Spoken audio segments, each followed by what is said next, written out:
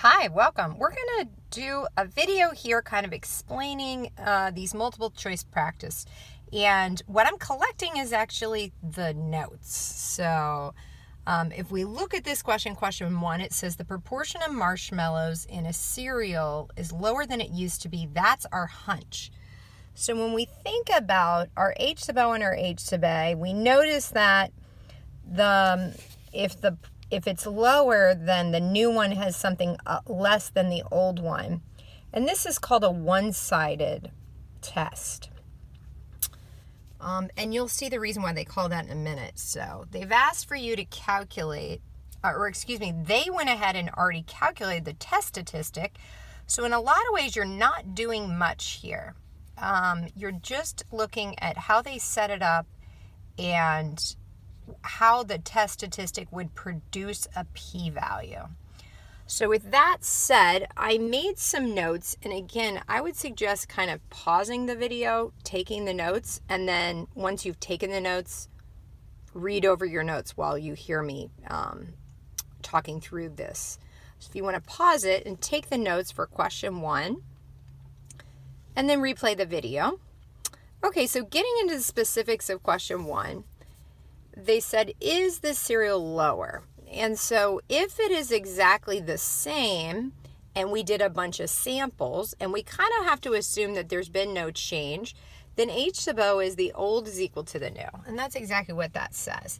And again, that would be flipping a coin, but instead of 50 or 0.5 being in the middle, it's exactly like half the time you're going to get heads, half the time you're not.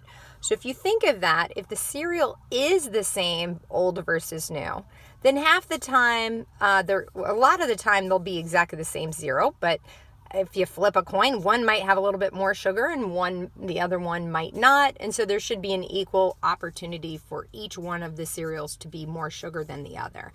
And so it should look like this. Well, this is what our Z table looks like, isn't it? Where mu is our 0 and a standard deviation is just 1. And so the way they calculate the test statistic is that that's exactly what we're using. We're using basic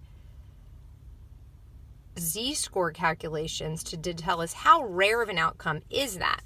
So they told us our test statistic was 1.980. So what they're really telling us is that the outcome that we got is 1.98 standard deviations from the mean.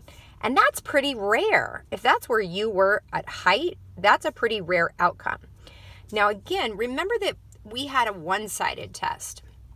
So if you get a test statistic, you also have to think, if you weren't concerned about which one was more or less, you would actually have to also then graph a negative 1.980 for your test statistic.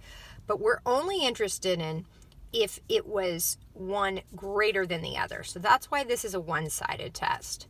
Well, you can type this in your calculator. You could also, the quickest way is to get it right off the Z table. Table A, a Z-score of 1.98 means that the area to the left of the curve is 0.9761, which means with a quick calculation here, the complement, the area to the left, and that's going to be rare enough. And that's your p-value. That's what a p-value means. So this would assume that there is no difference between the two. What would be the probability of getting a value 1.980 standard deviations above that or greater? And that would only happen 2% of the time if in fact the cereals were exactly the same. So that does give us enough evidence. So that's hopefully this one makes sense now. The p-value, and so you're looking here, what would these p-values mean? Well, this would be a student who didn't realize that this was a one-sided test. And so they doubled the p-value, which is exactly what you should do if that symbol was a not equal to symbol. So now, since our alpha was 0.05, notice our p-value is less than 0.05, so we have to reject the null hypothesis. Good job there. Okay, now if we're going to check out question number 2, just glancing at the problem a little bit, it says an SRS of 100 teachers, 64 of them had a smartphone. The SRS, just simple random sample of 100 students, 80 of them had a cell phone. Can we find, can we figure out the proportion, the true proportion of all teachers or the true proportion of all students who have smartphones by casting a net.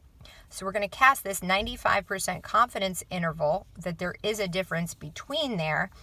And that's the value we got. And I just typed all that in the calculator. Straight in. Well, here's some notes, though, that if you miss this, I'd like you to take. So if, again, you want to kind of pause the video and take the notes from question 2. And then play it back while I'm talking over your notes. Okay, so question 2, we get a proportion of 64 because we asked 0.64 because we asked 64 out of 100 for the teacher, and 80 because 80 out of 100. So those are pretty easy. And they specifically told me in the question to do teacher minus student. So that's why I get a negative. We talked about this in class. We try to force it to be positive. It makes our life easier unless they tell me to get a negative. And so I did what I was told. Now this is the formula right off the formula sheet for confidence interval. It's your test statistic plus or minus your critical value times the standard deviation of the statistic.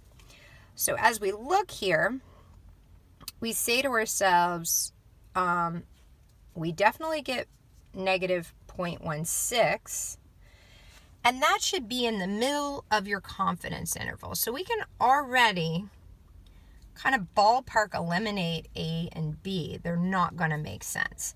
And again, the test statistic, negative 0.16 should fall in between there, halfway in between. So you can kind of do a little math, add them up, divide by 2, subtract them, and divide by 2 to figure out which one matches here. But I just typed this in my calculator. Now my critical value, and that's probably how they got different answers here. They probably typed in different critical value. That comes right out of table B of a confidence interval of 95. And then here, this was right off of my formula sheet for a difference of sample proportions. So I take my 2 samples, plop those in. So that would be 0.64, and then the complement over 100, and 0.80 times 0.2 over 100. So if I plug all those values in, this is what I got, and that was the interval. So I can do it by hand, especially if you miss this problem using a calculator.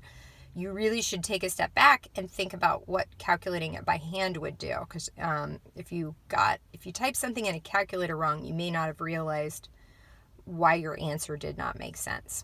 Okay, last one on this video is question number 3. So question 3 states, if 2 schools received a textbook completely independent, 2 different suppliers, a simple random sample of 400 textbooks, 20 defective, another simple random sample of 100 textbooks, only 10 defective. They tell us what to set P1 and P2 from supplier 1, supplier 2. What would represent a 95% confidence interval? So again, I'd like you to take these notes for question 3, pause it, and then play it back while you kind of read through these notes that I gave for question 3. And I'd ask for you to commit to a certain setup like we've been practicing in class to keep your information straight. So my first proportion would be 20 over 400, which is that ratio. And then I talked to 400 people. And then my second supplier, only 10 out of 100 were defective. So obviously that would be the proportion. And these are my samples. These are my sample proportions. So I end up getting, once again, they don't go by mine. They wanted me to subtract 1 from the second one, and so I got a negative. And I notice here that that's my choice every time. Every single time I get a negative 0.5. So that's not a determinant, doesn't help me narrow these down. But then I also notice this, that's my critical value from right from my formula sheet. And so I've already basically narrowed it down to A or B, because as we saw in the last question, that critical value comes right from the table. That's for 95. Now I believe, just from memory, that my net is smaller, so that would be maybe an 80% confidence interval, maybe a 90. So I'm really just trying to distinguish between these two formulas, and notice that negative and that positive. So that's a dead giveaway. Right off of the formula sheet, that is a plus sign. So I went ahead and calculated it, but again, that's a plus sign. And it reminds me of the quadratic equation or the distance formula where you take something plus something else and you take the square root. So thanks for joining me. Check out the next video for some notes on questions 4 and 5.